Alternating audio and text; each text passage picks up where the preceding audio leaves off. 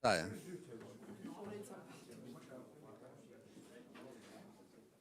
Bene, un buongiorno a tutti, un benvenuti, un ringraziamento particolare all'onorevole Antonio Zanforlin, coetaneo oltre che conterraneo di Antonio Bisaglia, a cui dedicò un prezioso testo in memoria dell'amico scomparso in circostanze a dir poco oscure. La mia non è una semplice testimonianza affettiva, scriveva l'onorevole Zanforlin, ma un vademecum per gli smemorati che hanno dimenticato l'importanza e il ruolo che Toni ha ricoperto nella politica a livello locale, regionale e nazionale. Quindi grazie per quel testo. Un ringraziamento particolare ai colleghi Rudigini, Simona Bisaglia, l'assessore Corazzari e Laura Cestari che si è molto impegnata per organizzare questa giornata. In effetti Antonio Bisaglia fu un punto di riferimento non solo della democrazia cristiana veneta, ma di una dimensione della politica che sapeva guardare lontano, pur tenendo ben saldi i piedi a terra. Non possiamo capire le ragioni e la cultura del regionalismo veneto se non facciamo riferimento alla cultura e alla politica sociale del cattolicesimo, di cui la democrazia cristiana in questa terra fu espressione alta e con radici profonde. Non penso solo a Don Sturzo, di cui più avanti citerò un passaggio, non penso solo a De Gasperi o Dossetti, ma anche al trevigiano Giuseppe Toniolo, convinto assertore della politica sociale della Chiesa.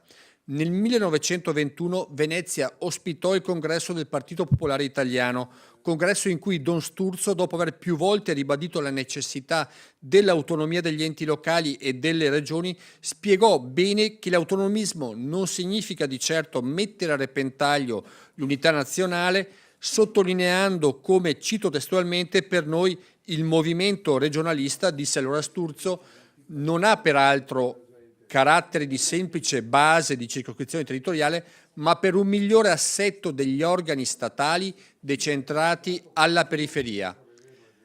Ha una caratteristica amministrativa organica autonoma, è un'unità specifica, ragione della vita rappresentativa delle forze locali. Questa posizione poi fu ribadita nella redazione della Carta Costituzionale, sempre Sturzo e dai democristiani, e in questo contesto che va ricercata la cultura politica di Antonio Bisaglia e, se permettetemi, anche dell'onorevole Zanforlin. Bisaglia vedeva lontano, era un esponente della giovane DC, tra le nuove leve, tra i fondatori della DC che era la naturale evoluzione del Partito Popolare. Lo separavano una quindicina d'anni da Mariano Rumor, che fu uno dei suoi primi mentori, già dai tempi di Iniziativa Democratica, che lo volle a fianco al momento della nascita della corrente Dorotea, nata, non dimentichiamolo, in dissenso con Amintore Fanfani e promossa da uomini di calibro di Antonio Segni, Aldo Moro e appunto Mariano Rumor.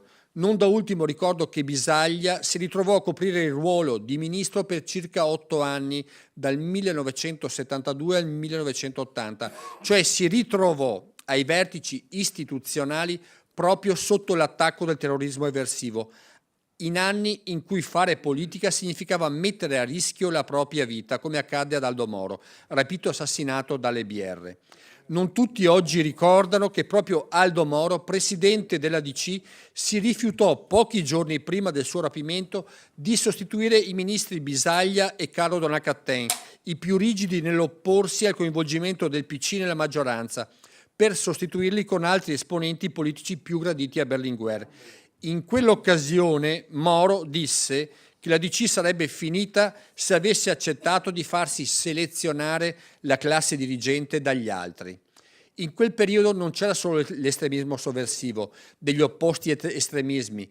Nei mesi del rapimento e l'uccisione di Aldo Moro esplose il caso Lockheed, che si trasformò in un processo al sistema di governo che dal dopoguerra aveva come principale riferimento la democrazia cristiana e di conseguenza alle figure più carismatiche, Bisaglia compreso e non ultimo. La figura di Antonio Bisaglia va proiettata in quello scenario complesso e mai del tutto chiarito in giorni appunto in cui la democrazia cristiana era sotto durissimo attacco. Ebbene, In quegli anni così drammatici, l'idea di una DC veneta organizzata su modello bavarese della CSU fu una intuizione formidabile di Bisaglia che, divergendo dalla valutazione di Mariano Rumor, fortemente radicato nel centralismo romano, aveva ben compreso le difficoltà della riforma dello Stato, ma anche l'animo veneto caratterizzato da un forte sentimento autonomista regionalista, in continuità con la storia della Repubblica Serenissima, pur inserito in un contesto di unità nazionale. Anche in questo egli fu interprete del bisogno profondo di riforma e modernizzazione del Paese, ma non solo. Di lui disse Pier Ferdinando Casini, uno dei giovani allievi di Bisaglia: da lui ho imparato all'inizio della mia esperienza l'importanza che la politica sia radicata fra la gente. L'attaccamento di un leader deve avere il proprio territorio e l'ascolto della propria base elettorale, la necessità di un'organizzazione capillare. Un uomo di sola apparente freddezza era portato a confidarsi con noi giovani. Il più grande investimento per un politico, per non dire bugie, perché prima che o poi ti si ritorcono contro, non dire bugie non solo perché è peccato, ma perché è stupido. Se devi fare una bugia, sii omissivo, non dire niente. Della sua morte non si diede pace, scusate, Don Mario Bisaglia, anche lui trovato poi cadavere nel lago di Cadore. Una democrazia forte ha il coraggio di affrontare la verità, le verità più scomode, e tra queste credo si possa inserire perfettamente le vicende dei due fratelli Bisaglia. Altrettanto certo è che su Bisaglia, uomo politico moderno, c'è molto da studiare e capire. Per questo ringrazio la collega appunto Cestari che ha voluto fortemente questo momento di riflessione. Un paio di settimane or sono abbiamo celebrato qui a Palazzo Ferrofini, la casa di tutti i veneti, la splendida figura di Giacomo Matteotti, altro grande figlio del Polesine, assassinato dai fascisti il 10 giugno del 24.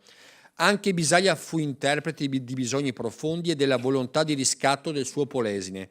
Dimenticare Bisaglia significa dimenticare quella dimensione della politica che guarda i bisogni dei più poveri, dei più umili, di chi ha veramente bisogno, e con questo sguardo cerca di porre le basi verso il futuro.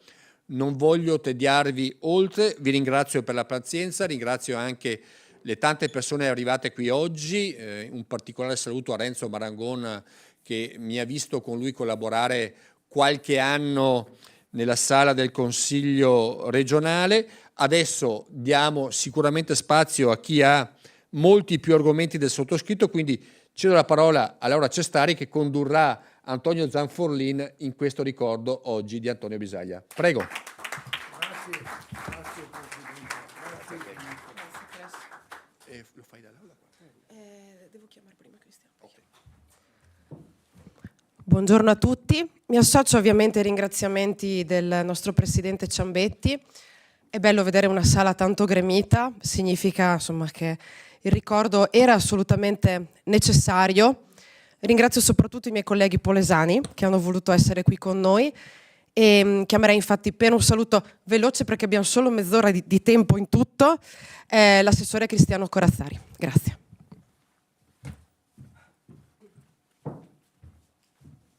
Di nuovo. Grazie. Ringrazio Laura per aver voluto organizzare questo incontro. Un saluto a tutti i presenti, ringrazio anche per la prolusione il Presidente del Consiglio che ha saputo toccare dei punti importanti. Saluto il collega Marangon, rispetto al quale porto avanti anche alcune deleghe che ci hanno visto insieme. E sicuramente devo sottolineare come ancora oggi, a decine di anni, 40 anni dalla dipartita di Antonio Bisaglia, il suo ricordo è fortemente vivo nella nostra regione ed in particolar modo nel nostro Polesine. Non posso non ricordare in quante occasioni e quante volte nelle mie interlocuzioni lavorative con gli amministratori locali, con i portatori di interesse, i rappresentanti di categorie o anche con le persone più semplici della nostra gente polesana emerge il ricordo di Antonio Bisaglia. Una persona che rispetto alla biografia che è stata descritta politica e amministrativa dal presidente Ciambetti aveva un tratto di umanità straordinario e che ha saputo costruire dei legami che ancora oggi superano il passare del tempo.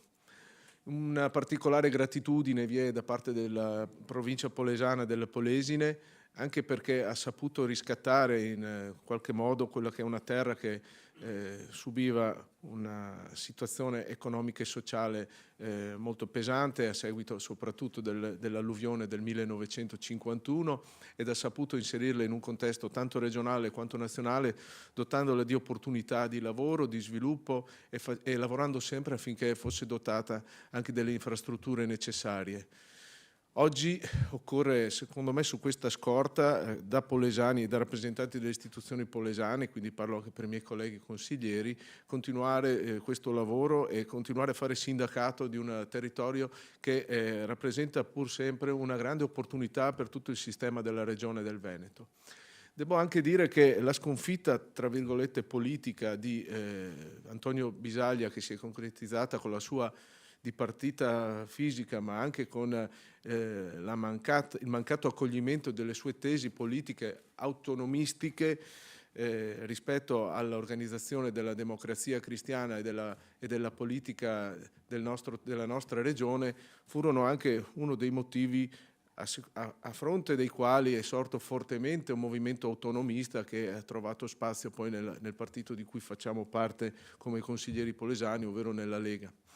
E quindi devo dire che ci sentiamo anche portatori di un messaggio che era stato avviato in un contesto nazionale e che oggi ci ritroviamo a dover riproporre con tutte le difficoltà che possiamo quotidianamente riscontrare nei rapporti tra forze politiche, tra sensibilità diverse territoriali e politiche, che dobbiamo riportare e riaffermare in ambito nazionale e che ci vede oggi alla vigilia di una riforma importante come quella dell'autonomia.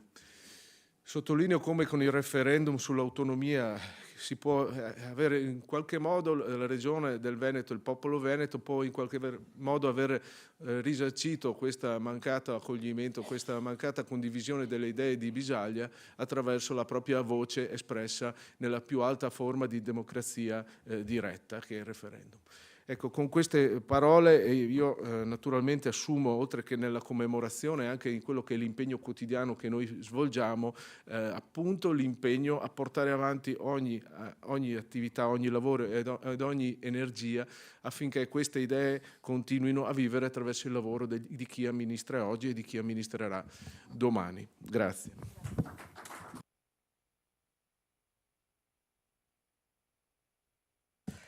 Grazie infinite all'assessore Corazzari per il suo contributo. Dunque, l'onere e l'onore di presentare l'onorevole Antonio Zanforlin. Oggi siamo qui per un motivo specifico. Mi trovavo nella casa di Salvaterra, dove mio marito è nato e cresciuto e dove ha passato anche molto tempo sua madre, Beatrice Vigato. E la madre di mio marito era figlia di un certo Dino Vigato, militante all'interno della Democrazia Cristiana, persona di grande spessore e che era particolarmente vicino proprio ad Antonio Bisaglia. Quindi quando mi sono trovata in quella piccola taverna di Salvaterra e mi è stato raccontato che su quelle sedie stava Antonio Bisaglia, mi si è accesa una luce a LED e per cui ho detto, beh insomma, siamo vicini ad un anniversario importante, credo che sia il caso di studiare una commemorazione, studiare un evento ad hoc per lui che sia significativo. Ed ecco che quella di oggi non diventa soltanto una celebrazione, una commemorazione, diventa una festa alla quale sono presenti molti di coloro che con Antonio Bisaglia hanno collaborato, molti di coloro che sono stati famiglia e amici di Antonio Bisaglia e coloro che in un qualche modo hanno sfiorato anche soltanto trasversalmente la sua vita. Oggi siamo pieni di movimenti che si celebrano quasi come nuovi, creativi, innovativi. In realtà la politica di quell'epoca ha influenzato tutta la politica di cui oggi parliamo. C'è poca creatività in realtà in quello che c'è oggi. Bisogna accettare che quella era la matrice e quella matrice ha influenzato poi tutti i movimenti che si sono succeduti nel tempo. Parliamo di Polesine ovviamente. Documentandomi, è da maggio dell'anno scorso che sto cercando di organizzare questa giornata, sono andata a ricercare un pochino quale fosse la definizione di Polesine all'epoca della militanza del senatore Bisaglia. Sul dizionario cattolico si legge Rovigo, provincia marginale. In un'intervista fatta dal giornalista Giuliano Ramazzina ad Ettore Bonalberti, altro democristiano che ha deciso di accettare la sfida seguendo all'inizio le orme di Toni Bisaglia, si leggono queste poche espressioni. La domanda posta da Ramazzina a Bonalberti è questa: con la sola scusante di venire dalla provincia di Rovigo, si può davvero diventare un grande politico, leader del maggiore partito italiano, senza saper nuotare? C'era già in un qualche modo la previsione che chi venisse dal Polesine non fosse in grado di emergere. La risposta di Ettore Bonalberti è stata la seguente: difficile, sì, ma non impossibile che dalla piccola provincia polesana si possa assurgere alla leadership del partito italiano che guidò il governo dell'Italia per oltre 40 anni. Bisaglia fu sicuramente uno di questi rarissimi esempi, grazie alle sue indubbie doti politico-organizzative. L'intero Polesine, ma direi, se siamo qui oggi, anche l'intero Veneto ricordano la coerenza e, lasciatemelo passare, anche la brutale franchezza che molto spesso caratterizza noi rivieraschi polesani. Il suo era un servizio assolutamente totale, con una totale abnegazione, rispondeva a chiunque, tutto era importante e tutto andava considerato. Ed è proprio questo che faceva di lui un'anima estremamente aderente al nostro territorio. Dobbiamo ricordarci questo tratto specifico di identità e di aderenza alla nostra terra, perché molto spesso ci piangiamo addosso, lo dico sempre, ci avvolgiamo in questo velo nero, magari di velluto, ma carico di pessimismo, quando in realtà i polesani il loro lavoro lo sanno fare e lo sanno fare bene. E siamo in grado, proprio come Antonio Bisaglia, di uscire da determinate battaglie, determinate lotte, con estremo ardore e anche con risultati estremamente positivi. Di lotte ne abbiamo tante, già anche oggi parlo delle trivellazioni, parlo della ZLS che è stata approvata e che stiamo aspettando. Tantissime sono le battaglie che noi polesani stiamo portando avanti, non ultima quella degli agricoltori e quella dei pescatori che stanno veramente lottando alacremente e noi con loro contro il famigerato problema del granchio blu. Cosa significa? Che noi, testa bassa, pancia a terra, come dice il nostro Presidente, siamo persone in grado di lattare, magari parlando poco, ma riuscendo dove altri non sono riusciti. Dobbiamo dirlo agli altri, ma dobbiamo dirlo prima di tutto a noi stessi. Prima di lasciare la parola a chi è meglio di me deputato a farlo, cioè l'onorevole Antonio Zanforlin, vorrei chiamare intanto qui sul palco anche Massimo Zanella, così è qui di fianco a noi, e ricorderei Toni con le ultime frasi di una lettera scritta da Ettore Bonalberti a pochi giorni dalla sua morte, cioè: ciao Toni, e che la dolce e martoriata terra polesana che ti raccoglie nelle sue braccia ti sia lieve. Intanto che Massimo Zanella si appropinqua, volevo ringraziare lo stesso Massimo Zanella che insieme a Beatrice Vigato e a Tony Zanfollin, che ho qui di fianco, mi hanno aiutato nella riuscita di questa giornata e anche nel contattare tutte le persone che vediamo qui riunite oggi e che nutrono tutte della mia grandissima stima. Grazie.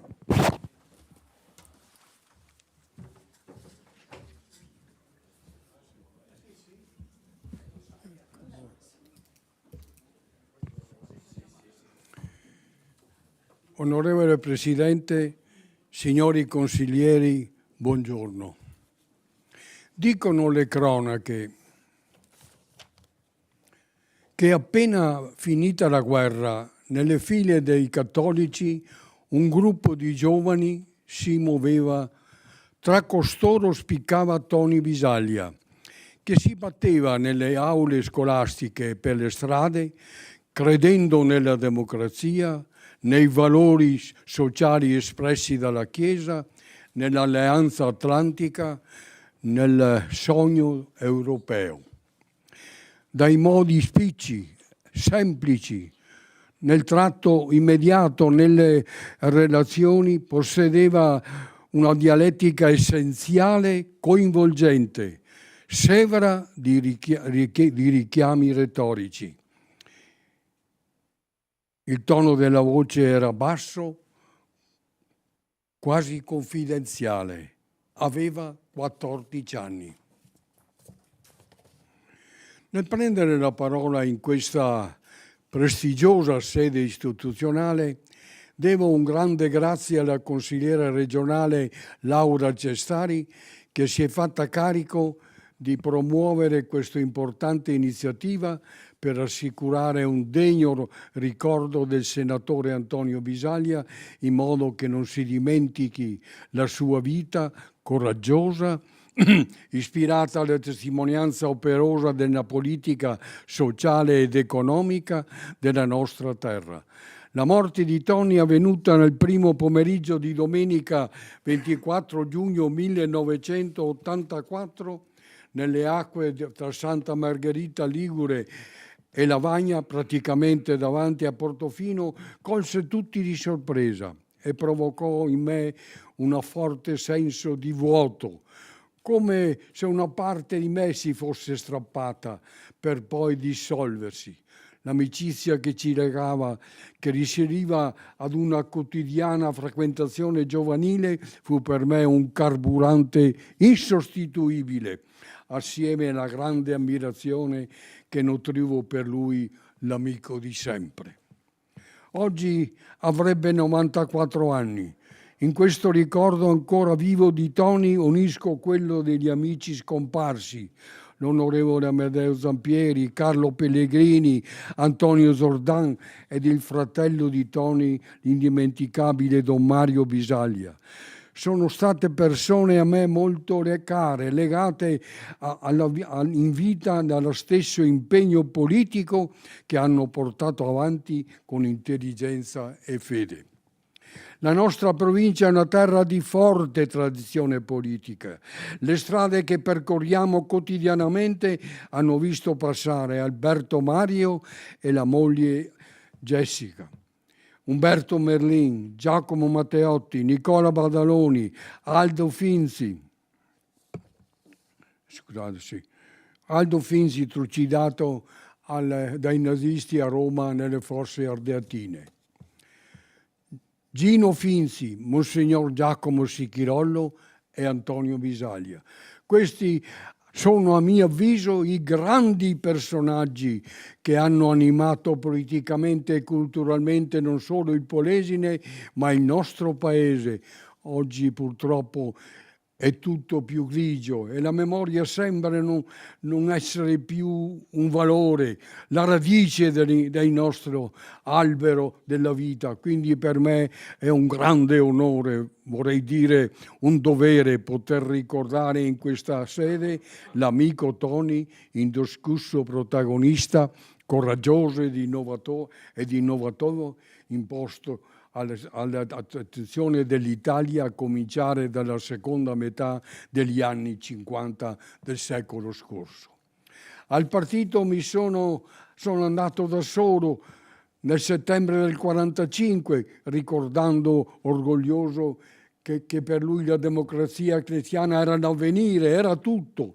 Da credente cattolico seguivo il fiume della fede e non ho mai avuto il dubbio di iscrivermi ad un altro partito.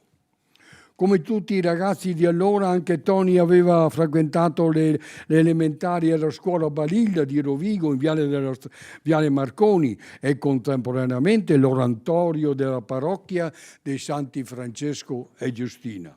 Nel primissimo dopoguerra frequentavo l'oratorio della parrocchia, dove andavo anch'io, ed è proprio lì che ci siamo conosciuti. Già masticava politica, mi diceva che aveva morso la mela della politica in casa sua. Tony ed io facevamo parte di quella generazione di giovani e cattolici in Polesine per i quali il dopoguerra non è iniziato il 25 aprile del 45, ma già nell'instaurazione della Repubblica di Salò, se non addirittura negli anni 43, avevamo 14 anni. Credo sì che noi ragazzi cattolici polesani abbiamo avuto la fortuna di poter crescere anche culturalmente e formarci come uomini responsabili, approndando da giovanissimi protagonisti sulla scena politica grazie a due formidabili assistenti ecclesiastici, Don Fausto Andretto e Don Mario Bisaglia. Questi due eccezionali sacerdoti hanno avuto il merito di formare e valorizzare il gruppo di giovani estremamente motivati e preparati, facendo emergere le grandi individualità e personalità presenti tra noi. Giovani che, impegnati poi nei diversi ruoli della società, hanno saputo imprimere un'incredibile accelerazione allo sviluppo della provincia di Rovigo. Non siamo mai stati degli spensierati, ma abbiamo sempre profuso impegno e dedizione e ne è valsa la pena. Avevamo la convinzione che far parte attiva della gioventù cattolica non voleva dire soltanto portare nella comunità in cui si viveva l'amore cristiano e la fraterna carità, ma significava capire la società in tutte le sue dimensioni sociali, culturali ed economiche, con vivo interesse, cercando nel nostro piccolo di sviluppare un percorso politico teso a ricostruire una vita piena pubblica, piena di contenuti e di prospettive. La forza interiore di Tony era quella di non avere complessi di inferiorità, neppure davanti a contatto coi potenti. Lui che era figlio di Santa Canato, ultimo di 7 fratelli, cresciuto in una famiglia dignitosamente povera e di Sante, un ferroviere di tendenze socialiste e che per questo motivo durante il fascismo fu licenziato, per cui la famiglia arrivò persino a patire la fame. Sante Bisaglia venne riassunto alle ferrovie e si trasferì dalla Stanghella a Rovigo, dove gestiva un casello ferroviario. In quel casello, il 31 marzo 1929, nacque Tony Bisaglia. La maggiore preoccupazione da quando cominciamo ad impegnarci nella società era quella di avere un mestiere, perché questo gli avrebbe dato autonomia economica e possibilità di impegnarsi in politica, non come hobby, ma come servizio. Perciò con l'amico Mario Vesco iniziò l'attività di assicuratore delle Generali a Rovigo. Pochi mesi dopo, in provincia di Verona, appena terminato un contraddittorio pubblico con il comunista Duse, venne sparato un colpo di fucile contro la sua auto. Bisaglia non si impressionò per nulla e proseguì nel suo impegno militante con maggiore intensità. Sintetizzando, Tony rappresentava la massima valorizzazione delle autonomie locali. Se in questi anni si avesse potuto contare sul contributo determinante di una intelligenza politica come la sua, ne saremmo tutti stati non solo beneficiati, ma anche confortati, e di ciò avrebbero goduto non soltanto i suoi amici e quelli che gli erano vicini, ma anche tutti coloro che ritengono che l'Italia si salva se resta unita e solidale, e lo può fare solo se ha la capacità di calarsi nella infinita molteplicità delle sue storie locali, riportandole ad un comune denominatore. Giampaolo Pansa gli dedicò una famosa biografia che contiene fra le altre un'affermazione che concludeva un ragionamento che riportava i giudizi dei suoi detrattori, che non mancavano di rimarcare come fosse troppo veloce e quasi improvvisato il cursus honorem di Toni. Avrà anche poca esperienza e scarsa cultura, ma rivela subito di essere coraggioso. Il primo comizio lo affrontò a 17 anni a Porto Levante. Nel dopoguerra il Polesine era una piazza politica calda, dominata dal Partito Comunista. I braccianti giravano con le bombe a mano nelle borse e spesso ai comizi spuntavano le pistole. Pochi mesi dopo, in provincia di Verona, appena terminato un contraddittorio pubblico con il comunista, viene sparato un colpo di fucile contro la sua auto, non si impressiona e prosegue, e Antonio brucia le tappe di una carriera politica straordinaria, fino a raggiungere in meno di 2 decenni e partendo dal Polesine importanti livelli istituzionali in una incredibile altalena di momenti esaltanti e situazioni a volte complicate. Deputato, sottosegretario alla presidenza del Consiglio, del governo Rumor, più volte ministro, sino a quando divenne capogruppo del Senato DC al momento del tragico incidente. Toni era per la massima valorizzazione delle autonomie locali, che il federalismo di Toni fosse quello che l'Italia oggi ha bisogno. Toni è stato per me un coetaneo e amico della prima ora, un uomo importante, ma credo anche per tutti coloro che hanno avuto la fortuna di conoscerlo. Si comportava sempre con estrema naturalezza, era generoso e sapeva essere convincente, persuasivo ed incredibilmente coinvolgente. Era dotato di una capacità di relazionarsi sorprendente. Gli interlocutori si sentivano immediatamente a proprio agio con lui, uomo libero. Era indisponibile a compromessi che mettessero in discussione i suoi valori, in particolare quelli afferenti alla famiglia. Era attento a non esprimere mai giudizi negativi sulle persone. Cercava sempre di capire per bene chi aveva di fronte. Insomma, era un uomo sereno perché conscio delle proprie idee e capacità, ma anche perché era un uomo di fede robusta, mai bigotta. A Roma non mancava di rimarcare la specificità del suo Polesine e dei suoi secolari problemi irrisolti. Ci andava non per elemosinare attenzione ed aiuti, ma con motivate richieste supportate da programmi e proposte concrete alle quali era impossibile negare il consenso. Era impossibile non rimanere colpiti dalla sua intelligenza, la notevole lungimiranza, accompagnata da una schiettezza, da una semplicità disarmante.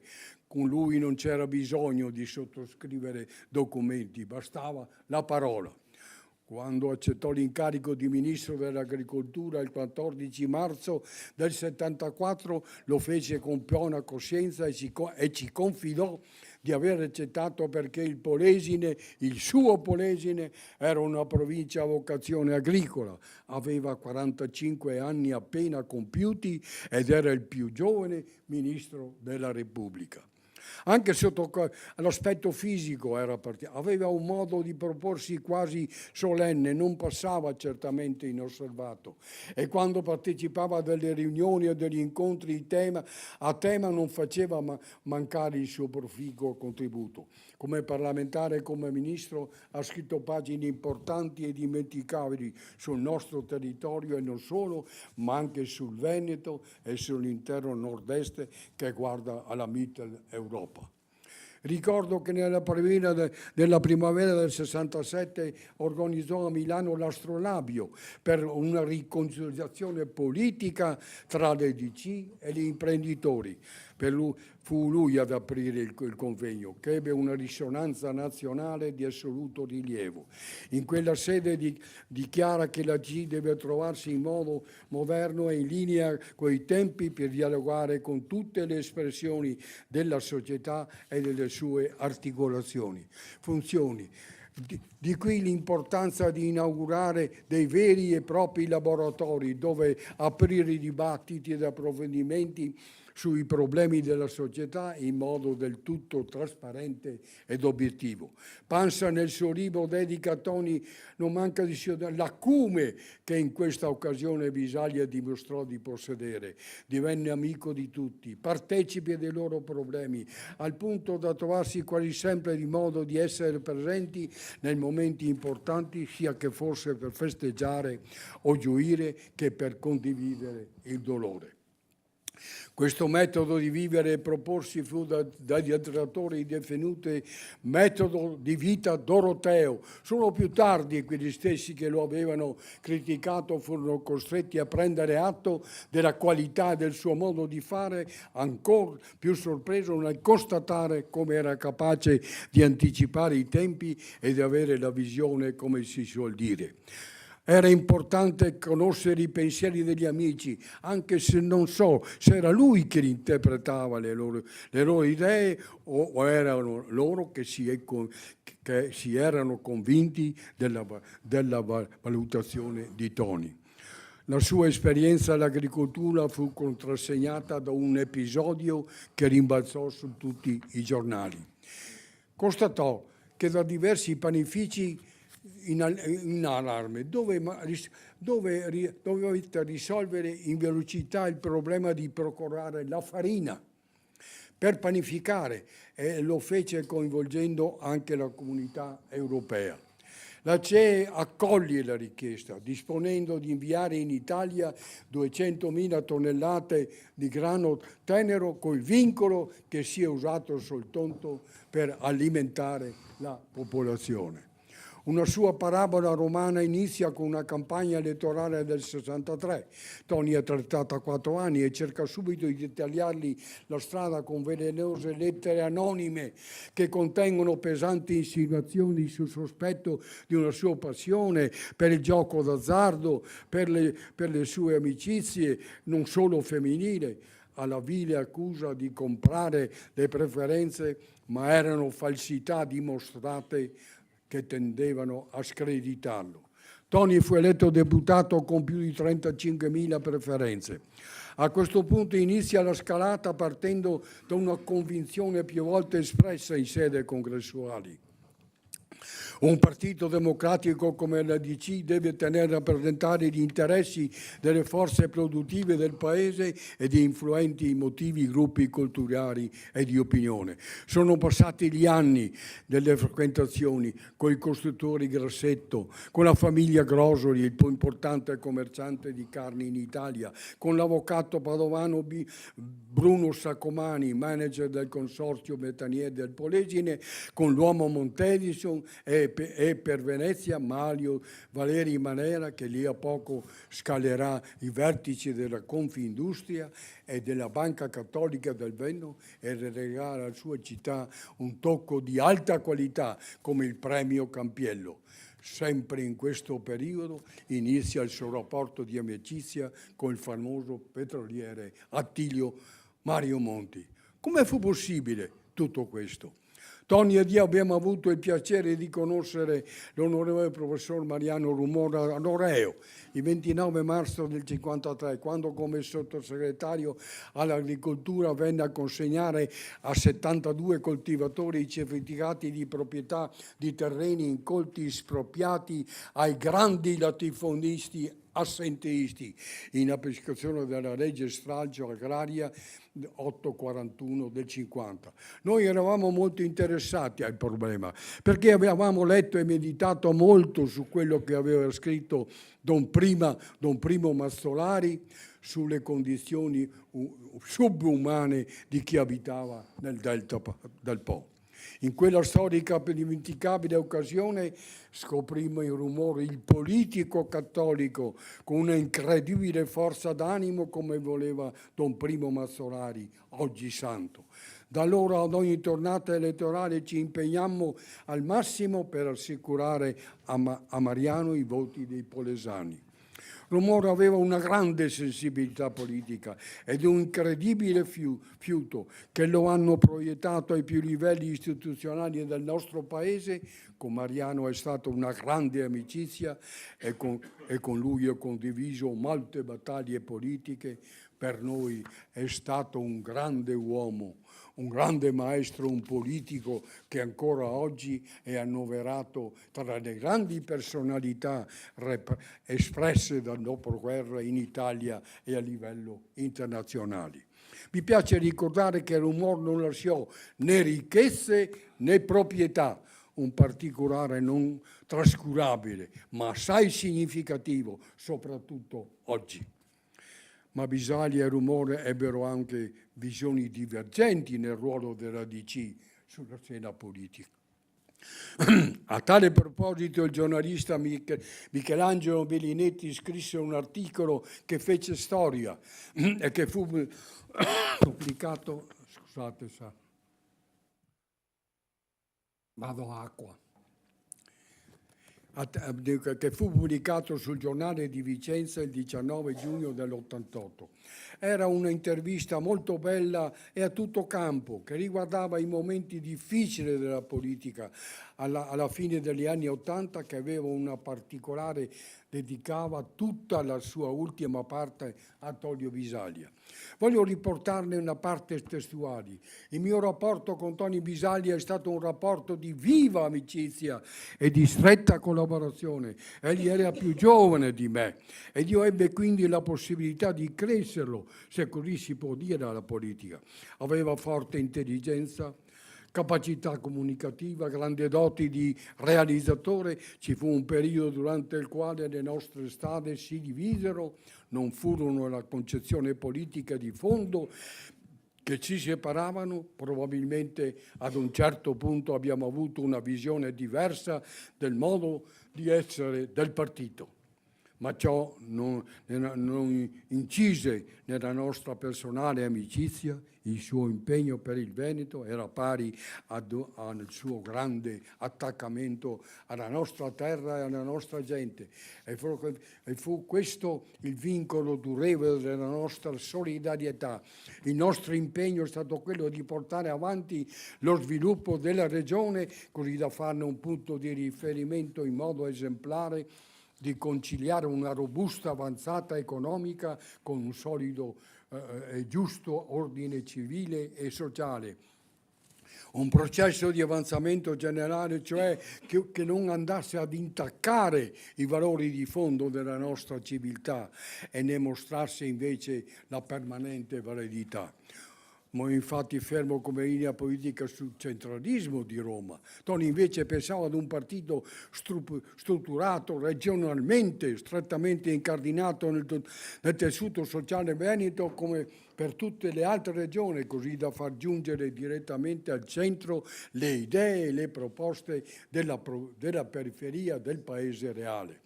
Ma per capire ancora meglio chi era veramente Toni da un punto di vista umano, mi piace ricordare due modi di essere, due suoi modi di comportarsi, scherzosi, simpatici, perfino goliardici, dei quali noi più vicini a lui siamo stati vittime più o meno divertite.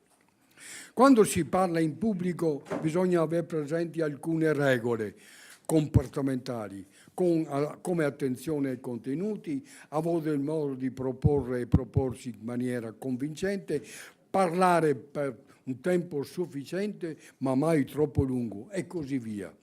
In questo paradigma da tenere presente si inseriva il gioco di toni, che aveva il vezzo di accompagnare, di scompaginare l'ordine dei fogli del tuo intervento che avevi diligentemente numerato in logica sequenza. E quando eri nel pieno del tuo ragionamento spostava indietro le lancette dell'orologio che convenzionalmente si batteva in bella mostra sul tavolo dei relatori per assicurare loro un riscontro immediato. Immaginatevi le conseguenze di questi dispettucci improvvisati.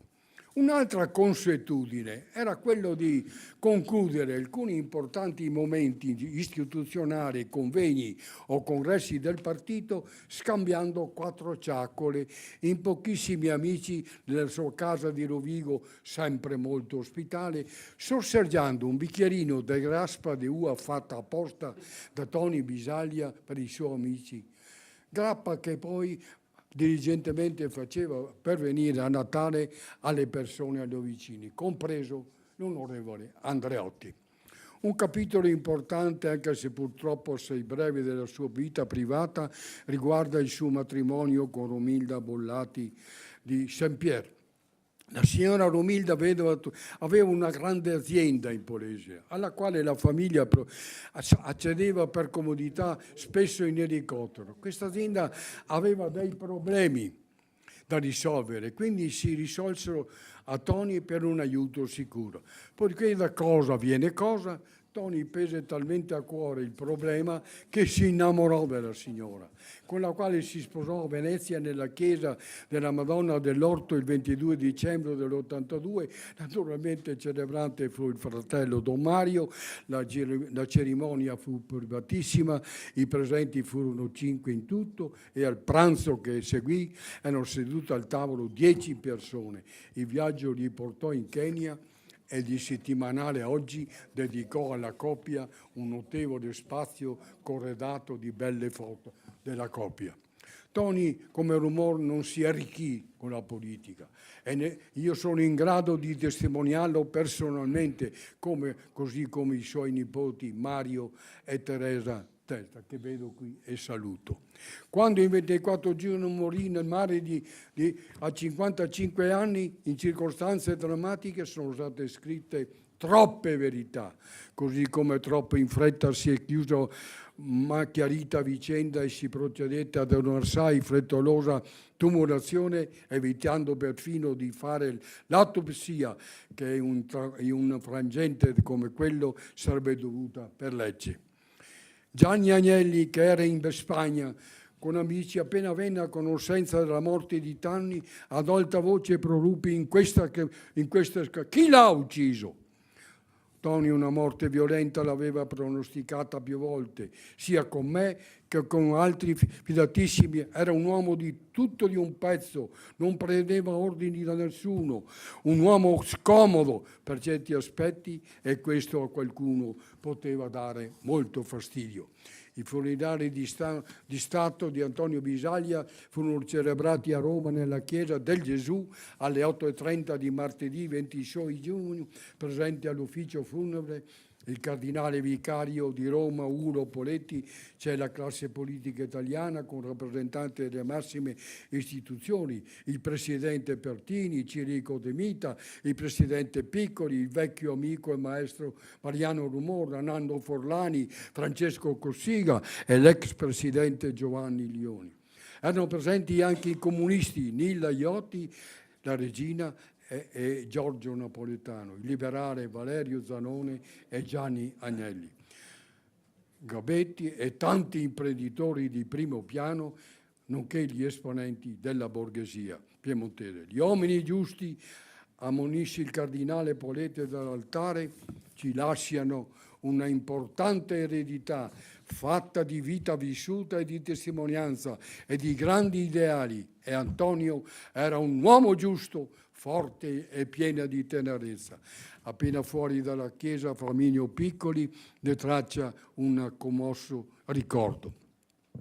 Tutti questi personaggi si spostano a Rovigo per l'ultima funzione funebre del Duomo, circondato da una immensa folla in cui si mescolano rappresentanti politici di tutti i partiti, gente semplice, rappresentanti delle istituzioni, e l'addio con la bara alzata viene suggellato da Carlo Bernini, presidente della regione.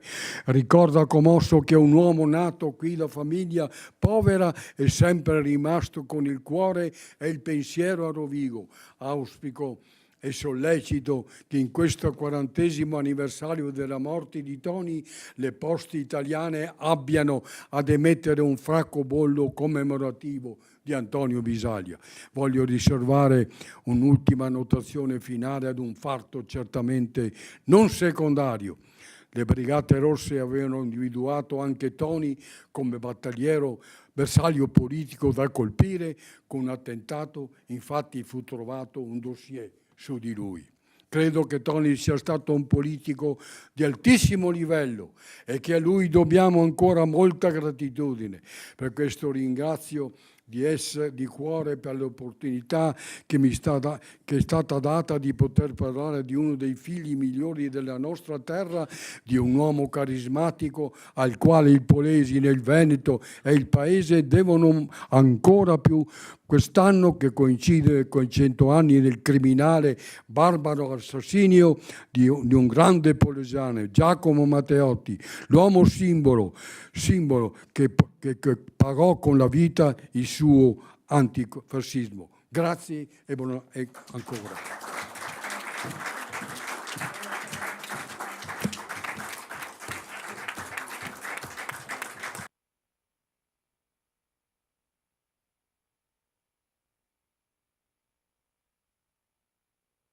Dunque ringraziamo veramente l'onorevole Antonio Zanforlin per questa dettagliata ma soprattutto accorata descrizione, insomma, della vita dell'onorevole Bisaglia, ma insomma di altre tante sfaccettature che sicuramente ci sfuggivano, per cui grazie davvero per questo ricordo e per l'impegno profuso in questa giornata. Ringrazio ovviamente tutti e se volete, insomma, siamo qui, facciamo una foto tutti assieme in ricordo anche, insomma, di questo evento che spero possa essere ricordato e possa essere soltanto il primo di altri che verranno. Grazie.